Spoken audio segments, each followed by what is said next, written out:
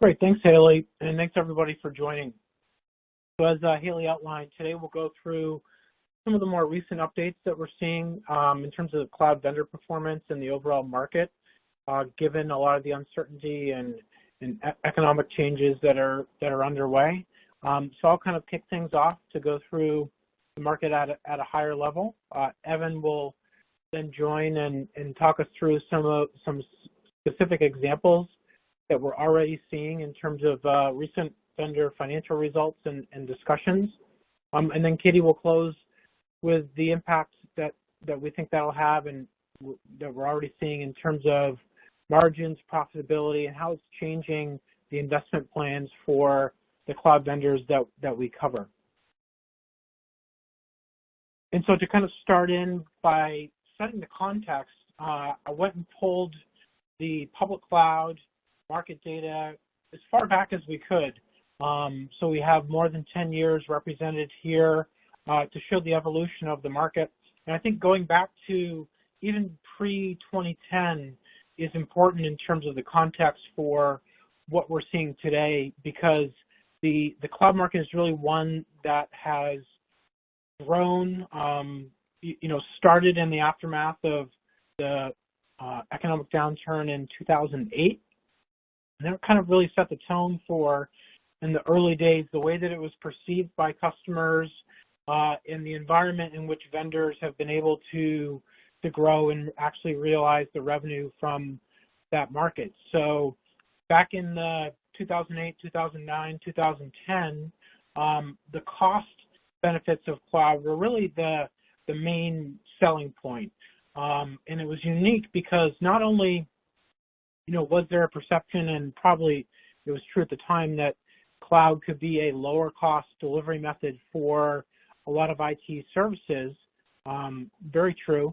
The other aspect of cost, however, was simply delaying investments, shifting things from big CapEx investments where customers would need to own and operate their own data centers and fill in all the equipment, networking, storage, servers, all that upfront cost, simply being able to shift it to an OpEx model, even if over the course of 3, 4, 5 years it was more expensive, in the aftermath of the economic downturn, that was very attractive.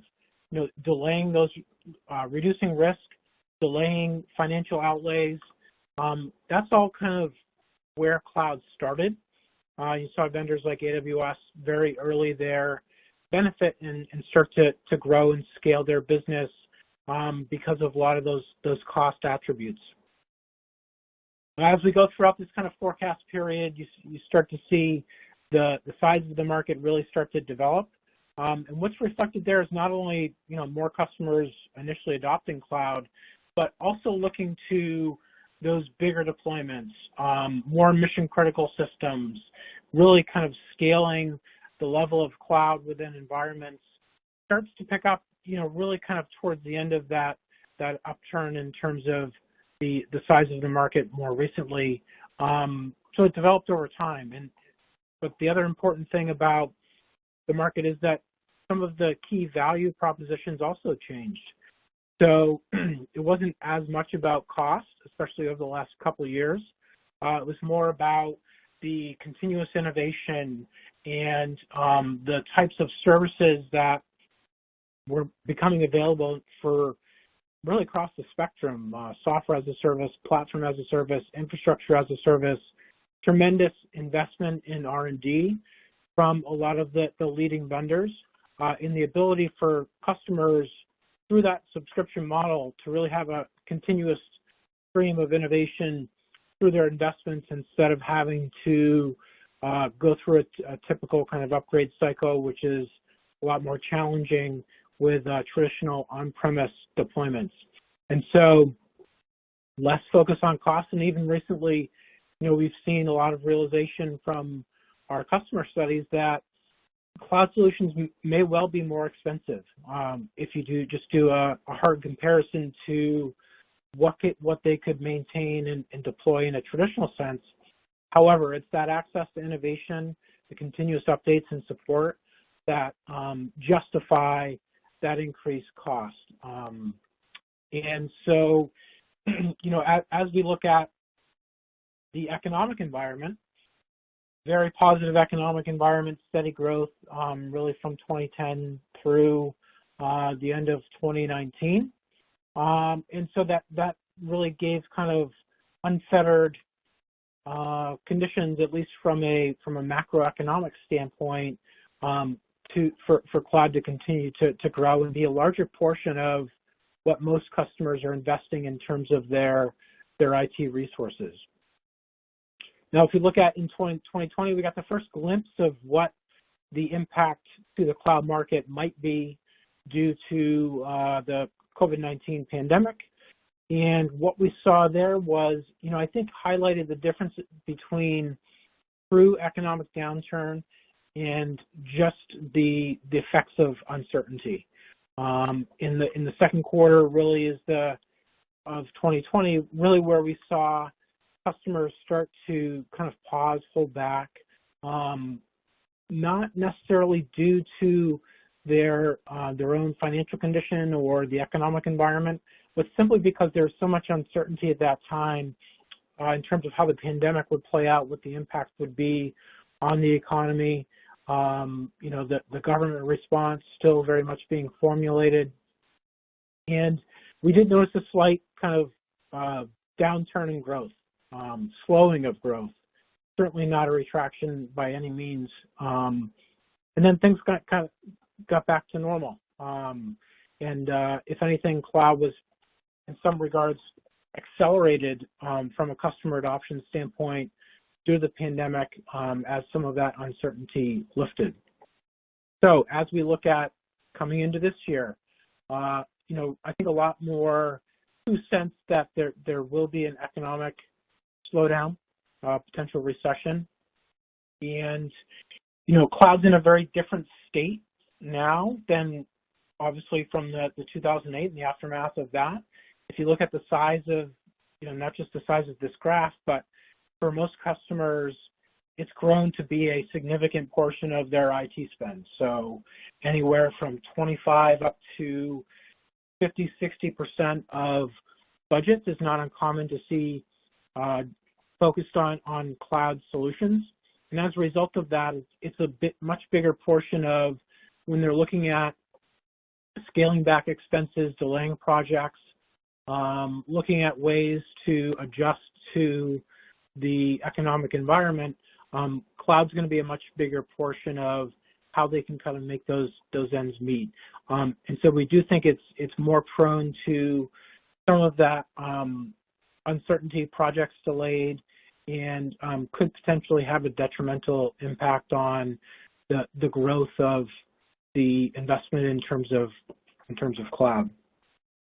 And we've already started to see, so there's the economics, the financial, the growth side, but also on the customer behavior where you're already starting to see some comment from vendors, which Evan will get a little bit more into, around the way that they're positioning these solutions, that innovation and digital transformation is great, but if you're going through reduction in force or other adjustments due to the current economic conditions, cost, the total cost of ownership, the security, de-risking from a financial sense, all those things are going to be much more important, and you could see them become more talking points and the shift in terms of the value perception for cloud solutions, given some of the negative macroeconomic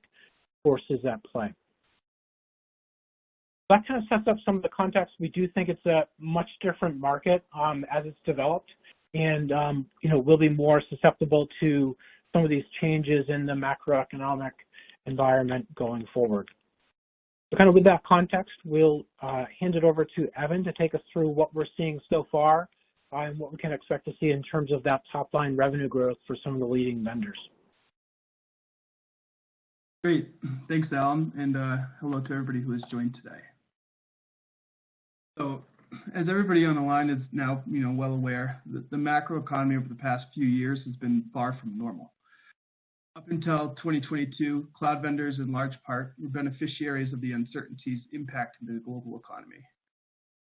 While organizational risk was high in early 2020 and resulted in a near-term slowdown of IT budgets, as the reality set in that remote workforces would be essential to maintaining business continuity, adoption of cloud technologies across PaaS, SaaS, and IaaS soared in support of the remote enterprise. While cloud demand fell in hard-hit industries like entertainment and hospitality, vendors' top lines went largely unscathed as demand surged across sectors like financial services, insurance, healthcare, and pharma and life sciences. Cloud vendors too were not impacted for the most part from the supply chain disruptions which disrupted facets of the ICT realm in areas like PCs and data center infrastructure. Instead, hyperscales with vast data center footprints stood to benefit as global enterprises increasingly turned to the public cloud infrastructure as an alternative to refreshing on-premise environments. Outside of infrastructure, SaaS vendors increasingly sought to bring to market remote workforce platforms, creatively bundling employee enablement offerings like productivity and collaboration alongside workloads in the front and back office, which support employees' day-to-day operations, allowing the vendors to then expand share of wallet. The success of these portfolio strategies allowed vendors to sustain strong growth through 2020 and 21. Specifically, according to data from TBR's Cloud and Software Applications Benchmark, which includes 10 leading application providers like Salesforce, Microsoft, SAP, and Oracle, benchmark SaaS revenue grew 21% year-to-year in 2020 and then accelerated slightly to 25% year-to-year in 2021. While cloud vendors have managed to sustain strong performance over the past 2 years, they have been much less buffered against the economic challenges which have been steadily mounting through 2022. Soaring inflation rates across the globe have given rise to unfavorable foreign exchange movements for cloud firms, resulting in a bevy of revised outlooks in both calendar year 1Q22 and 2Q22, which have only worsened as you move through the year. Likewise, the Ukrainian conflict has only exacerbated challenges for vendors, particularly in the EU, as geopolitical tensions result in the shutdown of Russian facilities and cloud services, both impacting vendors' operating expenses and overall revenue performance. Highlighting these headwinds are the 1H 22 earnings calls of Microsoft, Salesforce, and Oracle, with each vendor reporting worsening FS conditions moving from 1Q to 2Q. Microsoft, for instance, reported on calendar year 1Q22 earnings that FX impacted total revenue by $302 million in the quarter, and then guided that the calendar year 22 would be impacted by 2 points. Just 1 month after that earnings call, Microsoft again revised its forecast in light of worsening FX movements, downgrading its outlook by an additional $500 million, and then reported on 2Q22 earnings a total impact of $595 million from FX. And today, Microsoft is guiding for a fiscal year 23 revenue impact of about 5 points. The challenges are similar for both Salesforce, Oracle, and really any cloud company you look at today, with each firm's outlook worsening as you go through the year, as the slide shows at the bottom there. Also similar for these vendors are the strategies being employed in response to looming uncertainty, Microsoft, AWS, Google, and Salesforce have all announced plans in relation to slowing down hiring and taking a more measured or strategic approach to their additions.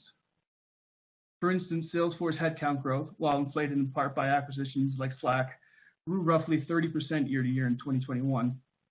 And based off of findings from 2Q22 and statements made by Salesforce, TBR is guiding for 3Q22 yearly headcount growth of roughly 18% year-to-year. These issues, though, as we all know, are not exclusive to the cloud vendors and are creating uncertainty for global organizations, regardless of where the industry sector is in which they reside. As a result, global organizations are becoming increasingly more risk-averse, resulting in evolving IT budgeting and procurement processes, which have only come to fruition over the last couple of months. As noted by Alan earlier, cloud adoption over the last 10 years was often much less about cost, but more about that continuous innovation. But as uncertainty looms, this dynamic is seemingly shifting. Salesforce CEO Marc Benioff highlighted this dynamic on the 2Q22 earnings call, stating that in July 2022, deals were being increasingly inspected by higher levels of management, and nearly all clients he spoke with were taking a more measured approach to their business. This has resulted, too, in a prolonged sales cycle for Salesforce. Outside of Salesforce, Workday cited similar challenges on their 1H22 earnings calls, stating in 1Q22 that 2 large-scale customer wins took longer than expected to close and ended up sliding into 2Q22. Further, on 2Q22 earnings, Workday executives spoke at length on how customers are increasingly adding another cycle of approval to the procurement process, which has increased the necessity of proving ROI and TCO to customer stakeholders. While bringing to customers has always been crucial, the need for cloud in 2020 and 2021 to maintain business continuity reduced this criticality.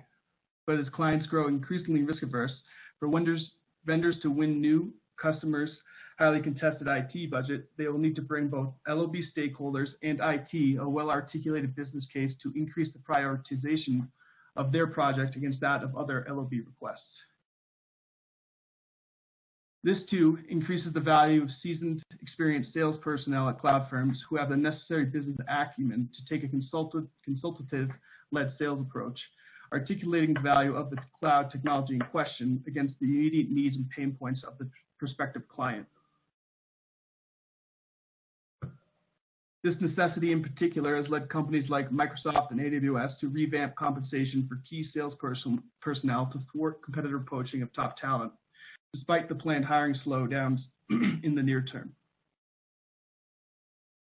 In the sum, the current economic landscape has resulted in many unknowns across a variety of factors. First, inflation is at its worst for many individuals in today's workforce. In the U.S., it is currently at a 40-year high, and evidenced by current FX movements is even worse in other countries, such as Japan. How will this external factor then influence the construct of future contractual agreements? Will new agreements contain inflation price hikes? And then how will that influence customer purchasing considerations and their ability to understand TCO? How will that impact the ability of cloud sales personnel looking to upsell value-add capabilities like NLP or AI into existing install bases of workloads like CRM? And not just in SaaS, but also in IaaS, where unforeseen energy crises playing out in regions like the EU may eat away at hyperscale margins. Given the growing scrutiny around IT budget and project approval, which DT initiatives will be placed on the back burner?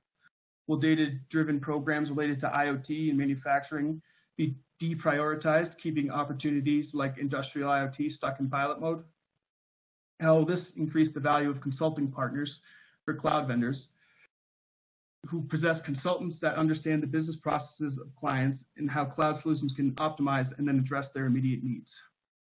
How will this, too, impact how services firms price their offerings? Will they take a more outcome-based approach, or will they stick to fixed price or time and material sort of engagements? From an applications perspective, will clients choose to push off migrations of mission-critical workloads like ERP, instead choosing to maximize their ROI from existing on-premise deployments?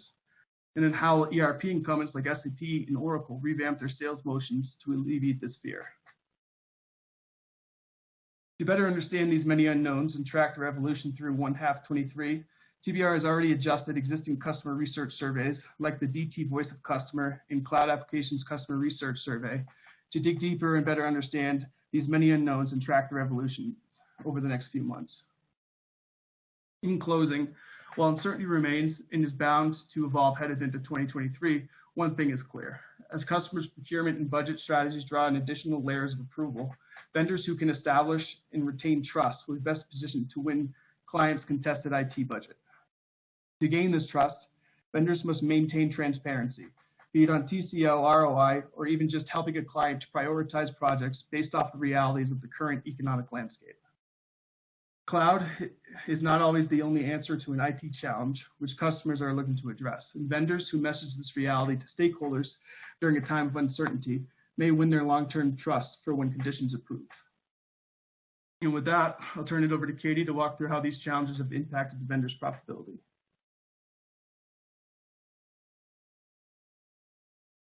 Great, thank you, Evan, and thank you everyone for joining us today. So continuing off some of the revenue impacts we were just discussing, here on this slide, we wanted to highlight some of the trends on operating margin as a result of these macroeconomic factors that we're talking about today, and show you a little bit directly what some of the vendors themselves are saying. And this graph we threw up here, it's definitely not an inclusive list of the vendors that we cover, but really just wanted to show a few of them and the pretty consistent trend we've seen in the latest round of earnings.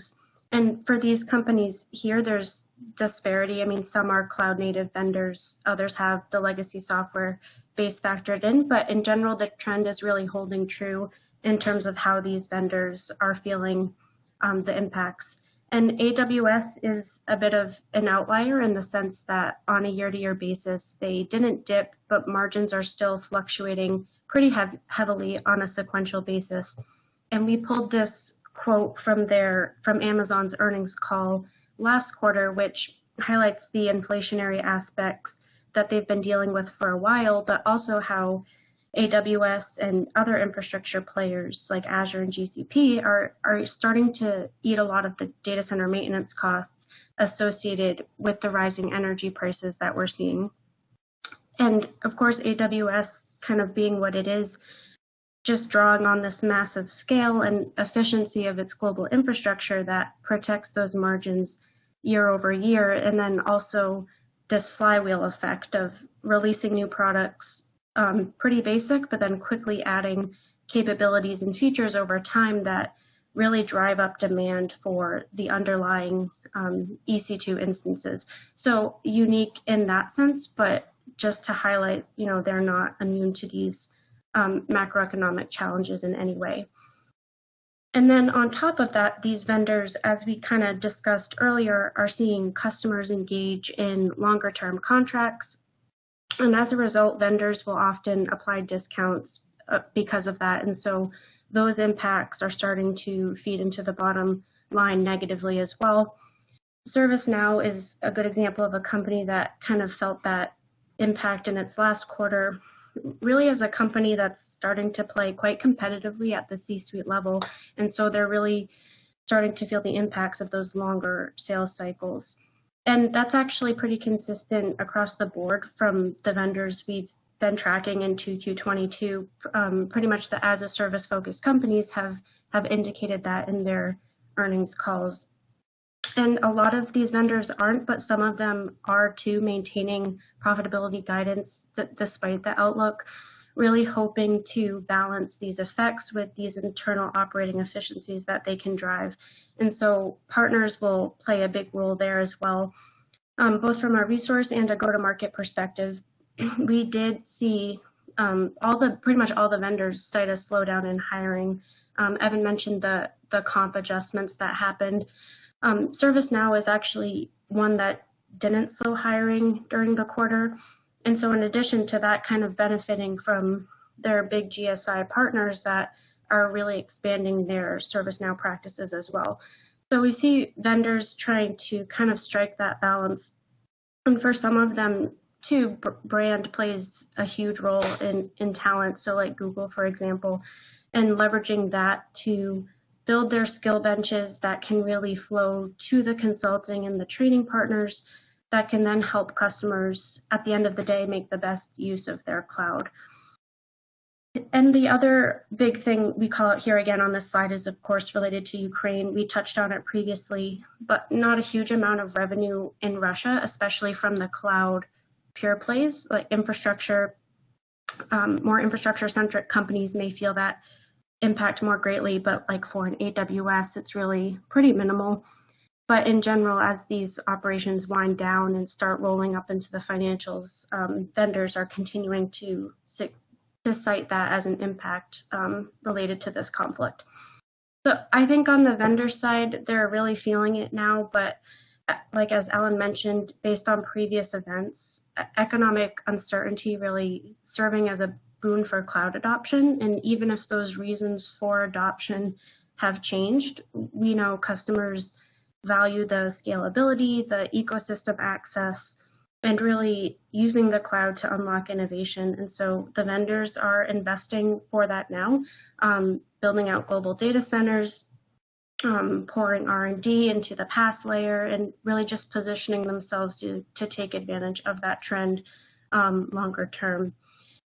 And then from the customer side as well, with the current labor market, we've been talking with buyers, and unsurprisingly, they continue to say that they're increasing their use of third parties from a services perspective, a lot of outsourcing, but also implementation of some of the newer technologies we're seeing like AI and ML models and really client-facing platforms.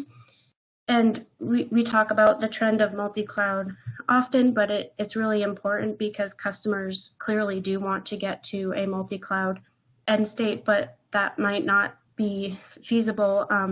They might not have the capacity to do so, particularly in this labor environment, because we know multi-cloud strategies typically require a much broader skill set compared to a mono-cloud strategy. And having dedicated teams for each of the major platform providers that can really get to the heart of the operations and the cost models of each one is very challenging for customers.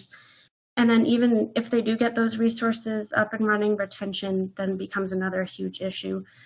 So we're kind of monitoring how that trend plays out. And then also too, as it pertains to talent and professional services, the cloud providers themselves and how they're trying to attract talent from the large GSI firms to address demand for customers who want to buy professional services directly from their cloud provider. So some kind of competing, overlapping dynamics in that sense as the hyperscalers reevaluate where they want to play in professional services. So hopefully that provides a little extra color into the vendors and how they're being impacted by all this, and then also a little on the customer side as well. So unless there's any other comments, Allan, I'll pass it back to you. Okay, great. Yeah, those are the insights that we're seeing so far.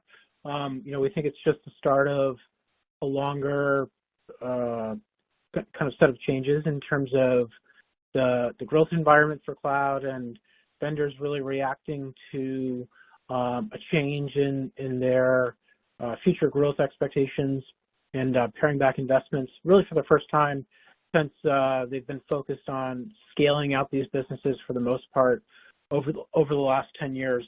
So at this point, we will pause here, open it up for questions. We have a couple that have come in, so I'll just take a minute to read through and then we'll go through, but feel free to submit more and we will try to go through as many as we can on the call today. So there's one that's focused around how this changes the development of industry clouds. This is something that we've been tracking. Really, they've kind of come back in vogue and started to be more prominent in the market today, building out customization for different industries. Evan, any comment around any change in trajectory there in terms of how industry clouds are developing based on the economic uncertainty? Yeah, sure, thanks, Allan. It's definitely interesting because before 2022, we've done a lot of customer research around industry clouds and sort of asked what the benefit was and elicited feedback from folks who had deployed them. And one prevailing theme we had heard was that a lot of these industry suites, be it from whatever Microsoft, Salesforce, whoever it may be, it was more marketing than actual solutions. They had pre-built data models. They allowed for the connection into whatever relevant data sources, be it EHR and healthcare or whatever it may be. But they really didn't have that bevy of, solutions and services that worked around it yet. And they've been obviously working with the ISV and broader partner community to kind of fill out those gaps in the industry's portfolios. But thinking back to earlier, speaking on how important transparency will be as IT budgets become a bit more scrutinous, is vendor marketing has certainly been all around industry cloud and everything that it can do for a customer's business, and it'll be interesting to see how sales kind of navigates that with a prospective client who's looking to kind of go for an industry sort of solution, given that the breadth of solutions really isn't there yet, and it may not be given if they're going to try to prioritize what to do today versus what to do tomorrow when things improve. Maybe that the messaging around industry might have to take a back seat if I'm a sales rep. So that'll definitely be one thing to kind of monitor. Okay, great. Next question is looking for more detail around the impact on sales and marketing strategies from the vendors we cover. And I can kind of start in. I think for over the recent past, it's been a focus on growth and expanding headcount, using a lot of traditional IT selling investments and strategies to sell cloud, even if the short-term profitability was negative or certainly close to break even. So really kind of over-investing to secure growth. With a lot of the hiring announcements, I think you're starting to see a paring back for the first time in a lot of cases in terms of looking at more, well, first to take advantage of some of the annuity revenue streams, which don't rise and fall in dramatic fashion based on near-term events. It's more of a longer-term steady stream of revenue, a lot of times coming off the balance sheet for these vendors. So they know that revenue isn't going to drop off a cliff tomorrow, so they can start to pare back some of those sales and marketing investments and ride the annuity base a bit, given, potentially doesn't make sense to continue to grow if demand softens a bit, and they can look to preserve margins to some degree at least in the face of both slowing growth as well as rising cost structure. Any other thoughts on that one from Catie and Evan? Yeah, I'll just a little color more so on the resource management strategy in regards to sales. I had an interesting call with a sales executive at a hyperscale, talking through what they'd been seeing, things of that nature. But he had a really clear way of putting how they look at new sales hires. In layman's terms, he said it's about a 3-year ramp-up cycle, where in the first year, you're getting your feet wet. Second year, you're starting to hit your quota, and the third, you're going above and beyond. And given the slowdown in hiring and things of that nature, and then the recent compensation hikes done in sales organizations by companies like Microsoft and AWS, you can see it becoming more of a maximized leverage out of the existing staff, and focus less so potentially on getting expanding that workforce by adding new junior hires. And so that's one angle, so protect what you have, and then the other angle is get the most out of them and keep them from being poached by peers by making sure they're paid well. Keep the top strategic account managers, solutions architects that work in pre-sales, things of that nature, to kind of weather the near term and see what happens going forward. Got it. Let's see. Next question is around whether we expect these changes to be temporary and revert back when conditions improve economically, or be more permanent. And I think, just from my perspective, I think it'll be a mix. I do think after looking at ways to pare back spending and focus on profit a bit more in the near term, those tend to be enduring, especially when you look at the investor community and financial analysts and their expectations for earnings, once you show that you can control costs, I think there's going to be more of an expectation, especially on the sales and marketing side. Innovation seems to be something that's a focus.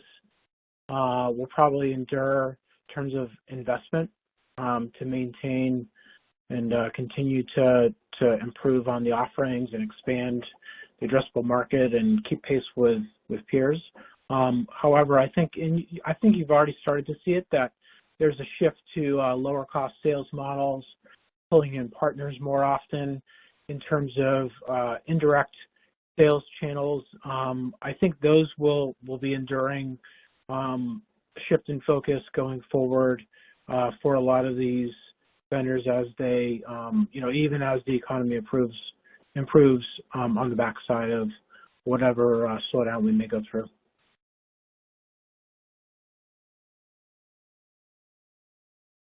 Okay. Anything else to add, Evan? No, I was just going to say one permanent change, and I'll just preface this by saying I'm by no means an expert in the minutiae related to contractual agreements for SaaS, PaaS, IaaS, all the things that go into cloud. But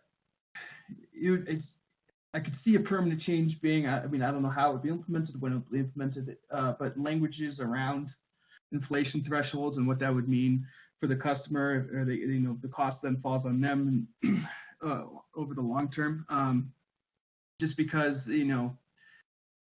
we just haven't had to grapple with this since really, I guess since cloud's been kind of more mainstream, and now that it is mainstream and it's over half of these clients' budgets, I think those protections, so to speak, vendors will look to put into those agreements, and so that'll be interesting to monitor as you start to think about trust, transparency, all those things too. Great. All right. Well, thanks everybody for joining. That's the last question, so I'll hand it over to Haley to go through the wrap-up. Thanks, Alan, and thanks everybody for joining today. Please feel free to reach out to the team with any follow-up questions. If you have a few moments, it would be greatly appreciated if you could fill out the survey on your screen. A replay version of today's webcast will be available after the event and will be sent out to all of you via email. To view our upcoming and past webinars, please visit tbri.com. And be sure to join us on Thursday, September 29th for the coming IT consulting battle. Who will win and who will lose among hyperscaler, India-centric, and tech-led IT service players? Thank you all and have a great rest of your day.